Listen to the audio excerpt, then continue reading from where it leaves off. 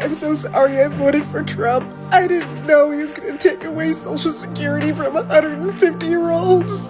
That he was going to defund trans operas in Colombia. If I had known, I would not have voted for him. In 2 weeks, I'm done. You want to talk about regretting your vote? I never thought I'd say that, but I regret my vote. I voted for Trump. I voted for Trump, and I regret it now. As a Hispanic, I voted for Donald J. Trump. Dude, I regret it so much, man. I am regretting my vote for Donald Trump.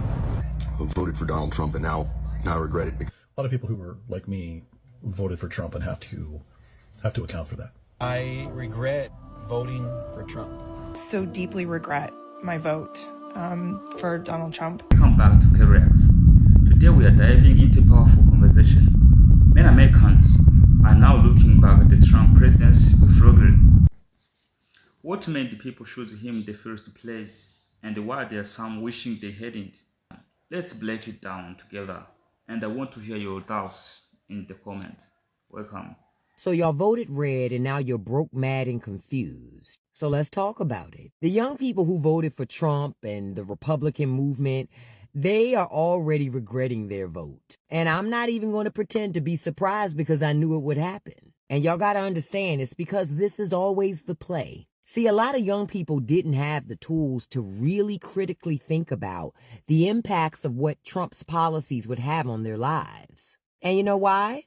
Because the American education system was never built for you to think critically. It was built to keep you just smart enough to pass a test, but not smart enough to question power. So when the propaganda machine started pumping, most of y'all didn't even know how to check that stuff to know what was factual and what was a lie. You didn't even know how to look past the shiny slogans, the memes, the TikToks, and actually ask real questions like, how does this policy impact me? My rent, my student loan, my future. And now here you are, under this Trump-led regime, finding out the hard way that Republicans do not have your back. That same party that you thought was about freedom is deciding the books you can read now, what rights you have, and whether you can even afford to survive. And look, I get it. When you're young, it feels like political policies and government and all that stuff, it feels like it's just background noise. You think it's something for old people to just argue about, but you see,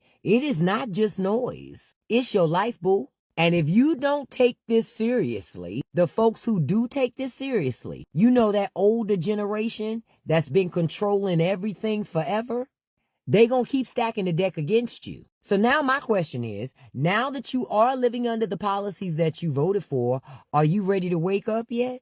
Are you ready to stop treating government like a joke and start treating it like survival? Because until young people wake up, old people are gonna keep cashing checks on your future. Maybe y'all saw the news out of Nebraska today. Apparently our entire state is gonna go bankrupt in 2 quarters.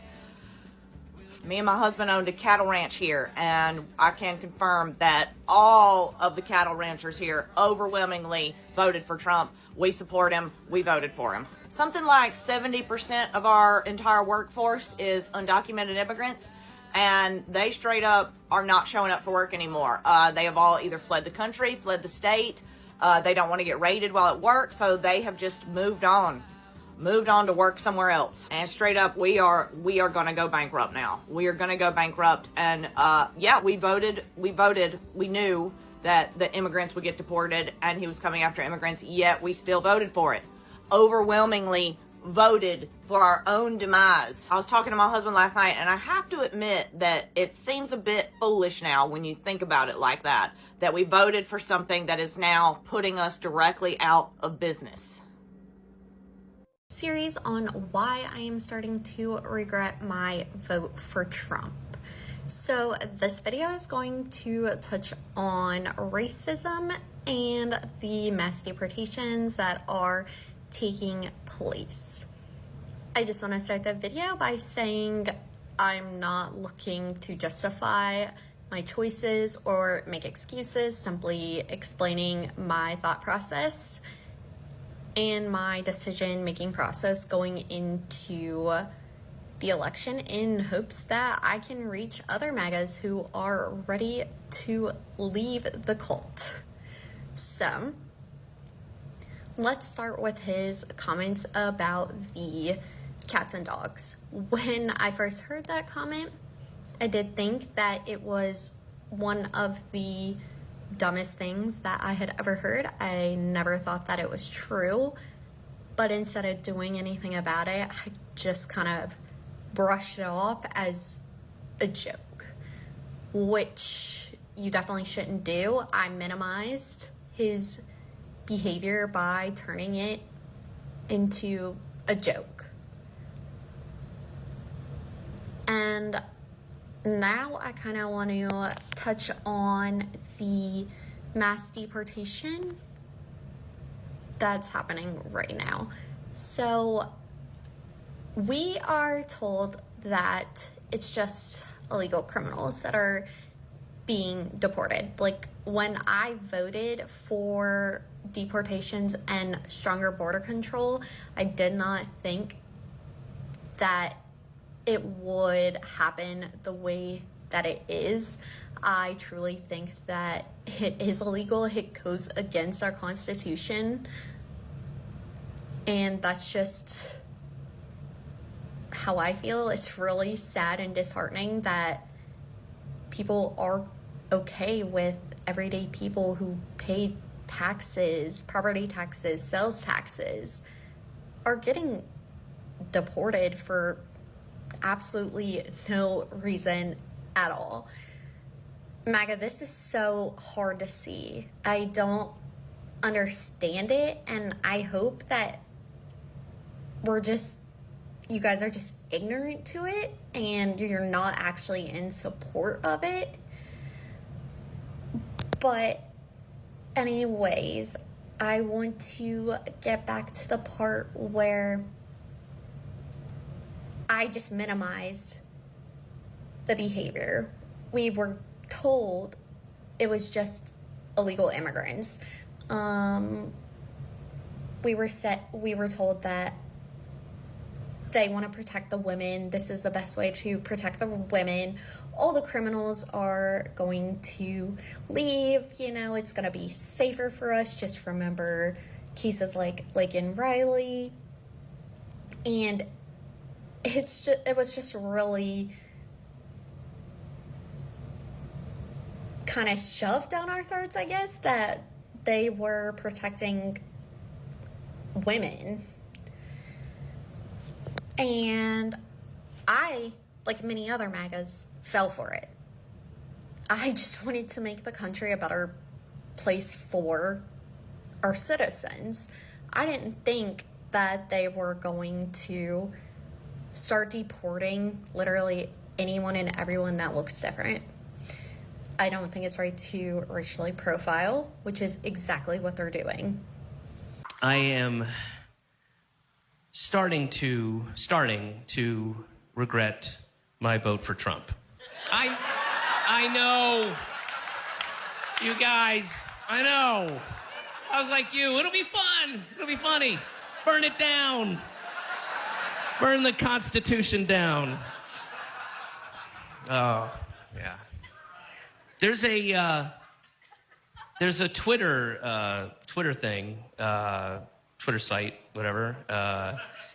Whatever you call it, Twitter feed, right? Yeah, Twitter feed. I don't know. I'm not good at Twitter. I'm not. And I mean, I know enough. I know how to write something that will ruin my career. That I've got down.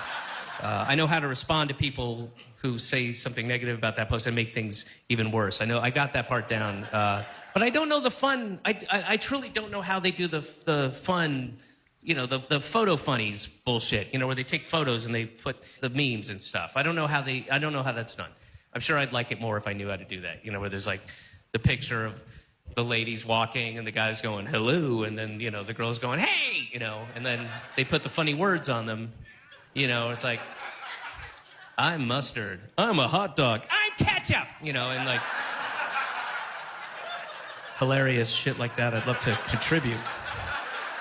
But anyway, so there's this Twitter thing, Twitter feed that I'm on that's called Trump Regrets or Trump Voter Regrets or something like that. And it's a compendium of whenever somebody writes that in their tweet, it sends it to this thing. And, it's been going on. They've compiled thousands and thousands of them. There's somebody posted a couple days ago, "Dear President Trump, I'm starting to regret my vote."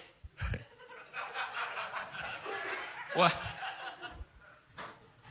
Now? Now you're starting to regret. Yeah, that's right. I mean, I was fine in the beginning. I can overlook, and I'm okay with the blatant racism and the crass sexism and the deranged narcissism and pandering to Nazis and supporting pedophiles and proudly bragging about being a sexual predator and paying your mistress to have an abortion and openly cheating your employees and mocking the disabled and praising murderous dictators and the constant pathological. We found out you cheated with the Playboy playmate, the one you compare favorably to your daughter, not with the wife you have now, but the second wife whose kid you ignore. And of course I was with you, President Trump, when you took the babies away. You took infants literally breastfeeding from their mothers and fathers, families who had made this arduous trek to come here and seek asylum. They just wanted to seek asylum. And you took them and you deported the parents, and you took them and separated them, sent the kids hundreds of miles away in a disused Walmart inside of a cage with armed guards pointing guns at them. And then, of course, thus ensuring the private prison contractors CoreCivic and Geo Group, who donated heavily to you, can get paid their collective $4 billion in profit. As those toddlers sob and whimper in absolute terror, traumatized for life, of course I was with you with that. But this last omnibus spending bill is where I draw the line. All right, during this administration, we have seen over and over and over again Trump supporters be slapped in the face by the reality of their vote. And we continue to see this as Donald Trump's poll numbers on literally every single issue are underwater. And this comes from a host of different people who work different jobs, who do different things day to day. Some people are furious about the Epstein files. That's currently his worst polling issue. I believe CNN has it at Trump underwater by 37 points on the Epstein issue. We have people upset, farmers upset about Donald Trump's trade war, which we're going to talk about here in a second. We have people upset that, they started a business or they have a business and they thought tariffs are going to be paid for by other countries, which Donald Trump lied consistently about leading up to the 2024 election while he was on the campaign trail. We have people upset because they lost their jobs or their family members lost their jobs from Doge cuts. We have people furious and upset because their loved ones have been deported, and we've talked about a lot of that on this channel. And today we have a little bit of a collection of different screenshots we're going to talk about and articles. It's going to be an interesting time. Now, before we get started, my name's Chris Mowry. I'm filling in for Adam Mockler on the Adam Mockler channel. And if you enjoy this type of content, the link to my YouTube channel will be in the description down below. It'd mean a lot if you just click the link, maybe check it out, subscribe. It means so much. I love you guys a lot. And on this channel, on the Adam Mockler channel, we're trying to build something big to punch back against this Republican media machine that's been dominating lately. A lot of the reason Trump won the 2024 election was their ability to just pump so much disinformation. So we're trying to build something to combat that with real information, accurate information, and doing it by uplifting Gen Z voices. Obviously, I'm on this channel, Adam's on this channel. And so it would mean a lot if you want to be a part of this community and help us grow. All you have to do, ready, is click subscribe down below. It goes such a long way. Truly, we appreciate you. All right, let's hop into this. Before I show you some of these screenshots that are pretty funny and we're going to talk about, let me show you this article really quick that I found interesting, and I want your thoughts in the comments down below because I do read your comments. I'm a soybean farmer who voted for Trump. I'm begging the president to end the trade war. This is an article from April. The tariffs on China could put us out of business by 2027. Now, Caleb, who wrote this article, who is a farmer, talks a lot about his history. I encourage you to go read this article. But if we scroll down a little bit, this is Caleb, and he says this. Back in 2018, President Trump negotiated a trade deal with China that would have been very good for our farmers. We had one problem, in his opinion, though, that derailed the effectiveness, which was Joe Biden. He essentially argues partially that Joe Biden didn't do enough for farmers. Okay, we'll put that aside for a second. But he says, this afternoon, when this article was written, President Trump announced that he would pause retaliatory tariffs on countries willing to negotiate. To me, this is a sign of the president's good faith. The 125% tariff on China still holds, but Trump's making it clear they can still come to the table and walk away with a deal that benefits both countries. And he says it is urgent that a deal happens. The farm economy is much weaker now than it was in his first term.